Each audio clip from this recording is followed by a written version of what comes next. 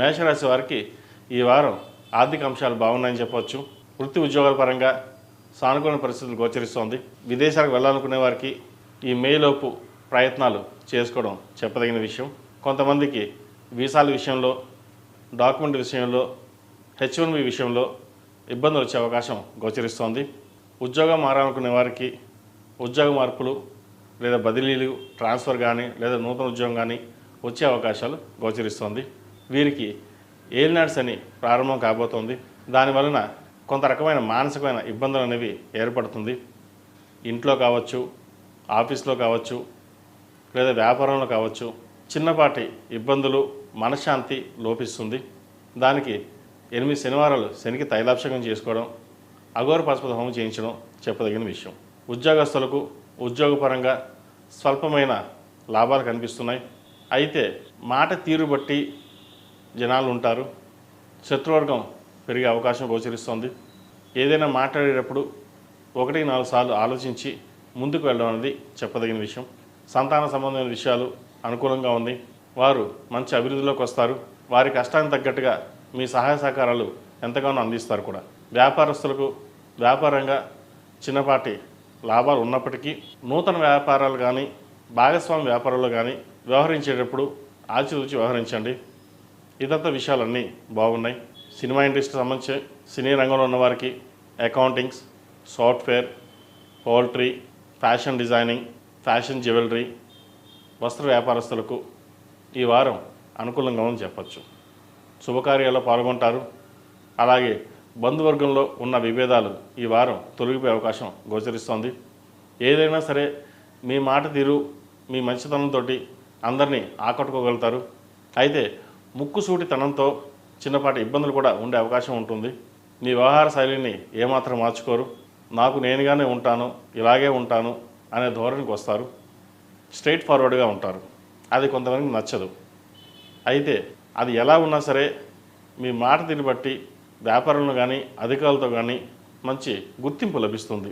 నలుగురిలోనూ మీకంటూ ఒక స్థానం సంపాదించుకోవడానికి అహర్నిశలు కష్టపడతారు. అదేవిధంగా కూడా ఈ వారం మంచి ఫలితాలు సంప్రాప్తిస్తాయి. విద్యార్థులకు కాలం అనుకూలంగా ఉంది.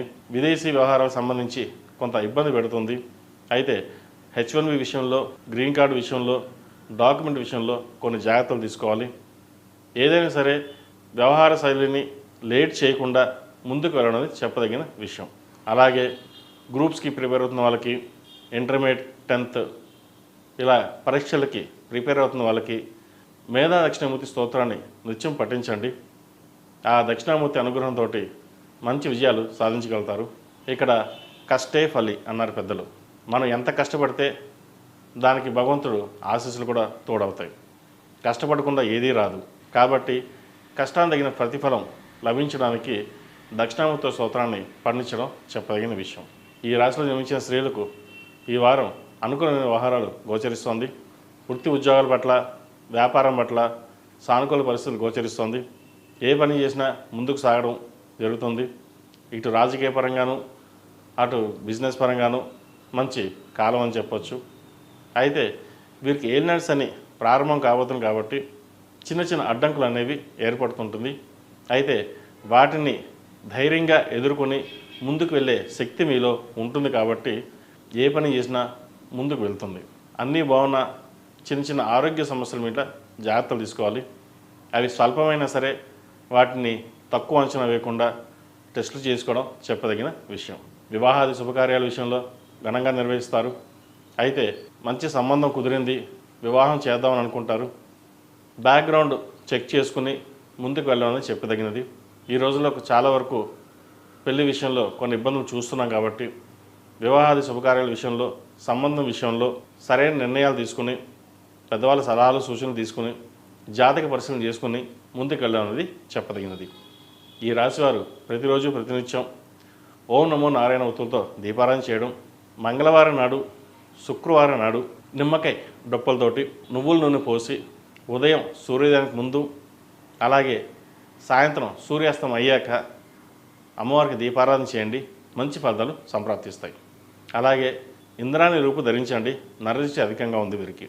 ఈ రాశిలో జన్మించిన వారికి కలిసి వచ్చే సంఖ్య 6, కలిసి వచ్చే రంగు స్కై బ్లూ, ఏదైనా పని మీద బయటికి వెళ్ళేటప్పుడు ఆదివారం కానీ గురువారం కానీ వెళ్ళండి, మంచి ఫలితాలు సంప్రాప్తిస్తాయి.